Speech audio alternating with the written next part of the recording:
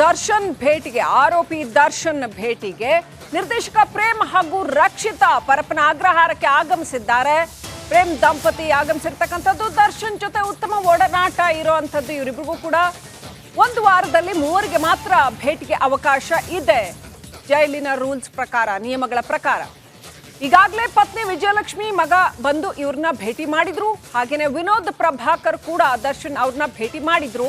ಈ ವಾರದಲ್ಲಿ 2 visit already ಆಗಿರೋ ಹಿನ್ನೆಲೆಯಲ್ಲಿ 3ನೇ ಭೇಟಿಗೆ ಅವಕಾಶ ಕೊಡ್ತಾರಾ? ಇನ್ನೊಂದು ಭೇಟಿಗೆ ಅವಕಾಶ ಇದೆ ಅಂತ ಅನ್ಸುತ್ತೆ. ಹಾಗಾಗಿ ದರ್ಶನ್ ಭೇಟಿಗೆ ಪ್ರೇಮ್ ಹಾಗೂ ನಟಿ ರಕ್ಷಿತಾ ಬಂದಿದ್ದಾರೆ.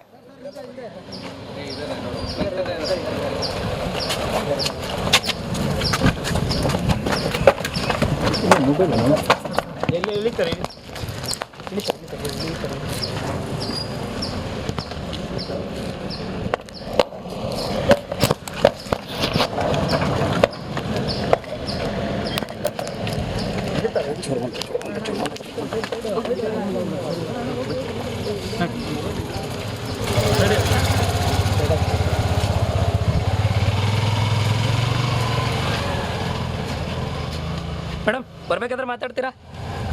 ಮೇಡಮ್ ಬರ್ಬೇಕಾದ್ರೆ ಮಾತಾಡ್ತೀರಾ?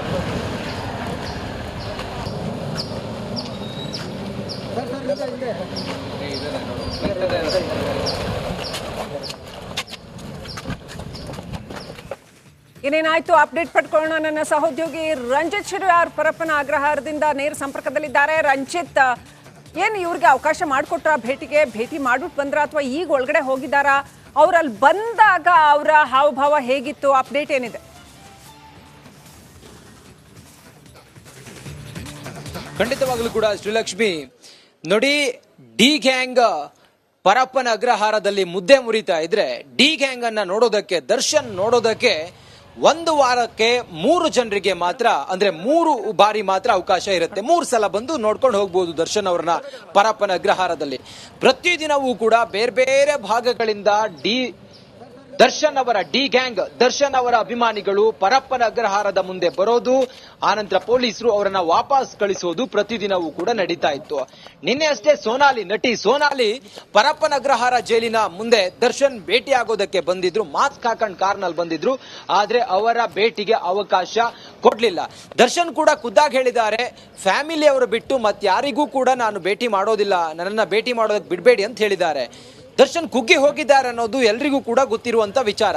ಇದೆಲ್ಲದರ ನಡುವೆ ಮೊನ್ನೆ ಅಷ್ಟೇ ದರ್ಶನ್ ಧರ್ಮಪತ್ನಿ ವಿಜಯಲಕ್ಷ್ಮಿ ಅವರು ದರ್ಶನ್ ಭೇಟಿಗೆ ಬಂದಿದ್ರು. ದರ್ಶನ್ಗೆ ಬಟ್ಟೆ ಸೇರಿದಂತೆ ಬೆಡ್ಶೀಟ್ ಮತ್ತೊಂದು ಮಗದೊಂದು ಎಲ್ಲವನ್ನ ಕೊಟ್ಟಿದ್ರು. ವಿಜಯಲಕ್ಷ್ಮಿ ಜೊತೆಗೆ ದರ್ಶನ್ ಪುತ್ರ ವಿನೀಶ್ ಕೂಡ ಪರಪ್ಪನ ಅಗ್ರಹಾರ ಜೈಲಿಗೆ ಬಂದಿದ್ರು.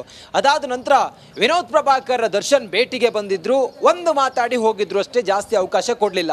ನೋಡಿ, ಇವತ್ತು ಶನಿವಾರ ಆಗಿರೋದ್ರಿಂದ 5 ಗಂಟೆ ಒಳಗೆ ವಿಸಿಟರ್ಸ್ ಯಾರೇ ಇದ್ರು ಕೂಡ, ಮನೆಯವರು ಯಾರೇ ಇದ್ರು ಕೂಡ ಬಂದು ಭೇಟಿ ಆಗ್ಬೇಕಾಗತ್ತೆ. ಇದು 3ನೇ ಅವಕಾಶ ಮಾತ್ರ ಇರೋದು ದರ್ಶನ್ ಅನ್ನ ಭೇಟಿ ಮಾಡೋದಕ್ಕೆ. ಈ ಭೇಟಿಯಲ್ಲಿ ಈಗ ನಿರ್ದೇಶಕ ಪ್ರೇಮ್ ಮತ್ತೆ ನಟಿ ರಕ್ಷಿತಾ ಪ್ರೇಮ್ ಬಂದಿದ್ದಾರೆ. 4 ಜನ BMW ಕಾರ್ನಲ್ಲಿ ಬರ್ತಾರೆ. ಬಂದವರು ಇಲ್ಲಿ ಜೈಲಾಧಿಕಾರಿಗಳೇನಿದ್ರು ಅವ್ರನ್ನ ಮೊದಲು ಮಾತಾಡಿಸ್ತಾರೆ, ಆನಂತರ ನೇರವಾಗಿ ಒಳಗಡೆ ಹೋಗ್ತಾರೆ. ಮಾಧ್ಯಮದವ್ರನ್ನ ಕಂಡ ತಕ್ಷಣ ರಕ್ಷಿತಾ ಪ್ರೇಮ್ ಅಲ್ಲಿ ಒಳಗಡೆ ಇದ್ದವ್ರು, ಕಾರ್ನಲ್ಲಿದ್ದವ್ರು ಯಾರು ಕೂಡ ಏನೂ ರಿಯಾಕ್ಟ್ ಮಾಡಲಿಲ್ಲ. ನಾವು ಕೇಳಿದ್ವಿ ಮಾತಾಡ್ತೀರಾ ಅಂಥೇಳಿ, ಹೋಗಿ ಬಂದಾದ ನಂತರ ಮಾತಾಡ್ತೀನಿ ಅಂತ ಹೇಳಿದ್ದಾರೆ. ಈಗಷ್ಟೇ ದರ್ಶನ್ ಭೇಟಿ ಮಾಡೋದಕ್ಕೆ, ಅವ್ರನ್ನ ಮಾತಾಡಿಸೋದಕ್ಕೆ, ಅವರಿಗೊಂದು ನೈತಿಕ ಸ್ಥೈರ್ಯವನ್ನು ತುಂಬೋದಕ್ಕೋಸ್ಕರ ಬಹುಶಃ ಹೋಗಿದ್ದಾರೆ. ಹೋಗಿ ಇನ್ನೊಂದು 10-15 ನಿಮಿಷದಲ್ಲಿ ವಾಪಸ್ ಬರ್ಬೋದು. ಅರ್ಧ ಗಂಟೆ ಸಮಯ ಮಾತ್ರ ಇರುತ್ತೆ ಒಳಗಡೆ ಅವ್ರನ್ನ ಭೇಟಿ ಮಾಡೋದಕ್ಕೆ. ಆಲ್ರೆಡಿ ಜೈಲಿನ ಸಮಯ ಮುಗಿದು ಹೋಗಿದೆ. 5 ಗಂಟೆಯ ಒಳಗಡೆ ಅವರು ಒಳಗಡೆ ಹೋಗಿದ್ದಾರೆ. ಇನ್ನು ಅವ್ರಿಗೆ 10-15 ನಿಮಿಷದಲ್ಲಿ ವಾಪಸ್ ಬರಬೇಕಾಗತ್ತೆ. ಇವತ್ತು ಶನಿವಾರ ಆದ್ರಿಂದ ಬೇಗ ಎಲ್ಲವೂ ಕೂಡ ಬಂದಾಗುತ್ತೆ. ಆ ಕಾರಣದಿಂದ ಎಲ್ಲ ರೀತಿಯಲ್ಲೂ ಕೂಡ ಇಲ್ಲಿನ ಸಿಬ್ಬಂದಿ ಆಗಿರ್ಬೋದು ಅಥವಾ ಪೊಲೀಸ್ ಸಿಬ್ಬಂದಿ ಎಲ್ಲ ವ್ಯವಸ್ಥೆಯನ್ನು ಮಾಡ್ಕೊಂಡಿದ್ದಾರೆ. ಸದ್ಯಕ್ಕಂತೂ ಈಗ ರಕ್ಷಿತಾ ಪ್ರೇಮ್ ಹೋಗಿದ್ದಾರೆ, ಹೋಗಿ ದರ್ಶನ್ ಭೇಟಿ ಆಗ್ತಾರೆ. ಅವ್ರ ಭೇಟಿಗೆ ವಿಶೇಷವಾದಂಥ ಅಲ್ಲಿ ಅವಕಾಶವನ್ನು ಕಲ್ಪಿಸಿರೋದ್ರಿಂದ ಇನ್ನೇನು ಕೆಲವೇ ಹೊತ್ತಿನಲ್ಲಿ ಅವರು ಹೊರಗಡೆ ಬಂದು ಏನು ಮಾತಾಡ್ತಾರೆ ಅನ್ನೋದನ್ನ ಕಾದು ನೋಡಬೇಕಾಗಿದೆ. ಶ್ರೀಲಕ್ಷ್ಮಿ, ರಂಜಿತ್, ನಾವು ಗಮನಿಸೋದಾದ್ರೆ ಒಂದ್ಸಾರಿ ಸಿನಿಮಾ ಉದ್ಯಮದ ಇತಿಹಾಸನ ಗಮನಿಸೋದಾದ್ರೆ ರಕ್ಷಿತಾ ಮತ್ತು ಪ್ರೇಮ್ ದರ್ಶನ್ ಅವರಿಗೆ ಸಾಕಷ್ಟು ಆಪ್ತ ಒಡನಾಡಿಗಳಾಗಿದ್ದಂಥವ್ರು. ಮೊದಲಿಗೆ ಯಾರು ಅವ್ರನ್ನ ನೋಡೋಕ್ಕೆ ಬರಲಿಲ್ಲ. 1 ವಾರ 8 ದಿನ ಯಾರು ದರ್ಶನ್ ಅವ್ರನ್ನ ನೋಡೋಕ್ಕೆ ಬರಲಿಲ್ಲ. ಈಗ ಒಬ್ಬೊಬ್ಬರಾಗೆ ಇಂಡಸ್ಟ್ರಿ ಮಂದಿ ಬರ್ತಾ ಇದ್ದಾರೆ. ಇದು ಯಾವ ರೀತಿ ಪರಿಣಾಮ ಬೀರಬಹುದು ಒಟ್ಟು ಪ್ರಕರಣದ ಮೇಲೆ ಅಂತ ಅನ್ಸುತ್ತೆ, ಅಥವಾ ಇಂಡಸ್ಟ್ರಿ ಈಗ ನಿಧಾನವಾಗಿ ದರ್ಶನ್ ಬೆಂಬಲಕ್ಕೆ ನಿಲ್ತಾ ಇದೆಯಾ, ಹೇಗೆ ಅನ್ಸುತ್ತೆ?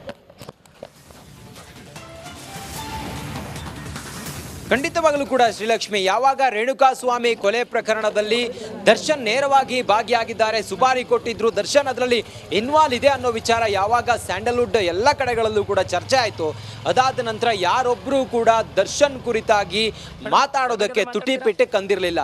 ದರ್ಶನ್ ನೋಡೋದಕ್ಕೂ ಕೂಡ ಏನು ಅನ್ನಪೂರ್ಣೇಶ್ವರ ನಗರ ಪೊಲೀಸ್ ಠಾಣೆಗೆ ಬಂದವರನ್ನ ಪೊಲೀಸರು ವಾಪಸ್ ಕಳಿಸಿದ್ರು, ಯಾರೂ ಕೂಡ ಅದ್ರ ಬಗ್ಗೆ ಸೊಲ್ಲೆತ್ತಿರಲಿಲ್ಲ. ಅದಾದ ನಂತರ ಈಗ ದರ್ಶನ್ ಸುಮಾರು 15 ದಿನಗಳಿಂದ ಪರಪ್ಪನ ಅಗ್ರಹಾರ ಜೈಲಿನಲ್ಲಿದ್ದಾರೆ. ಈಗ ಒಬ್ಬೊಬ್ಬರೇ ದರ್ಶನನ್ನ ನೋಡೋದಕ್ಕೆ ಬರ್ತಾ ಇದ್ದಾರೆ.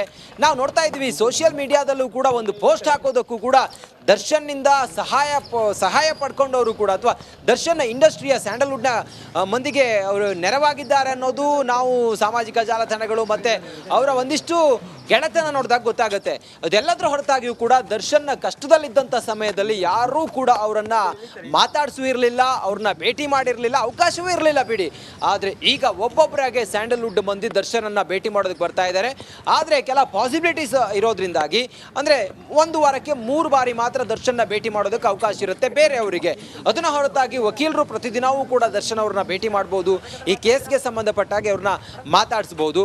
ಸದ್ಯಕ್ಕಂತೂ ಈಗ ರಕ್ಷಿತಾ ಪ್ರೇಮ್ ಬಂದಿದ್ದಾರೆ. ಇದೊಂದು ರೀತಿಯಲ್ಲಿ ದರ್ಶನ್ಗೆ ನಾವೆಲ್ಲರೂ ಕೂಡ ಇದ್ದೀವಿ ಅನ್ನೋ ಸಂದೇಶವನ್ನ ಈ ಸ್ಯಾಂಡಲ್ವುಡ್ನ ಮಂದಿ ಅಥವಾ ಅವರ ಆತ್ಮೀಯ ವಲಯದಲ್ಲಿ ಗುರುತಿಸಿಕೊಂಡಿರುವಂತವರ ಸ್ನೇಹಿತರು ಒಂದು ರೀತಿಯಲ್ಲಿ ಅವ್ರ ಜೊತೆಯಲ್ಲಿ ನಾವು ಇದ್ದೀವಿ, ನೀವು ಧೈರ್ಯಗೆಡಬೇಡಿ, ಕಾನೂನಿದೆ, ಎಲ್ಲವೂ ಕೂಡ ಆರೋಪ ಮುಕ್ತರಾಗಿ ನೀವು ಹೊರಗಡೆ ಬರ್ತೀರಿ ಅನ್ನೋ ಒಂದು ಭರವಸೆ, ಒಂದು ಆತ್ಮವಿಶ್ವಾಸ, ಒಂದು ಆತ್ಮಸ್ಥೈರ್ಯವನ್ನ ತುಂಬೋದಕ್ಕೆ ಇವರೆಲ್ಲ ಬಂದಂಗೆ ಕಾಣಿಸ್ತಾ ಇದೆ. Shrilakshmi, thank you Ranjith Shiryal ಡೀಟೇಲ್ಸ್ಗಾಗಿ.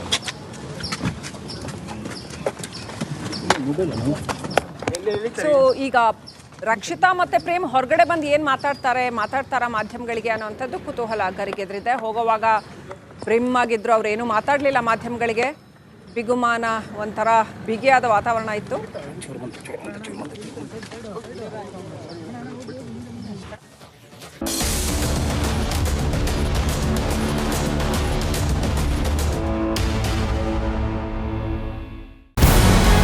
ನಮಸ್ಕಾರ, ಕರ್ನಾಟಕ ಪ್ರೈಮ್ ಟೈಮ್ಗೆ ಸ್ವಾಗತ. ನಾನು ಜಯಪ್ರಕಾಶ್ ಶೆಟ್ಟಿ. ಇಡೀ ಕರ್ನಾಡು ಇವತ್ತು ರೆಬೆಲ್ ಆಗಿ ನಿಂತಿದೆ. ಈ ಹಗರಣಗಳನ್ನು ಸದನದಲ್ಲಿ ಪ್ರಸ್ತಾಪ ಮಾಡಲು ಕೂಡ ಕಾಂಗ್ರೆಸ್ ಹಿಂದೇಟು ಹಾಕಿದ್ದೇಕೆ?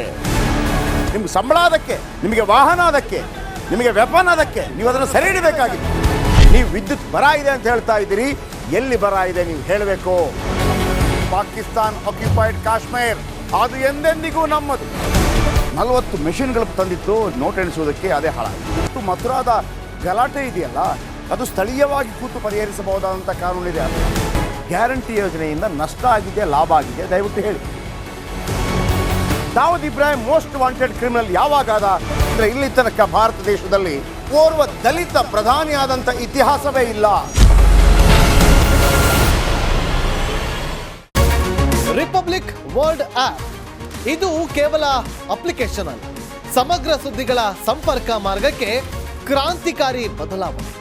ರಿಪಬ್ಲಿಕ್ ವರ್ಲ್ಡ್ ಆಪ್ ಕೇವಲ ಸುದ್ದಿ ಅಪ್ಲಿಕೇಶನ್ ಅನ್ನ ಪರಿಚಯ ಮಾಡ್ತಾ ಇಲ್ಲ, ಬದಲಾಗಿ ಡಿಜಿಟಲ್ ಸುದ್ದಿ ಬಳಕೆಯ ಹೊಸ ಯುಗಕ್ಕೆ ನಾಂದಿ ಹಾಡ್ತಾ ಇದೆ.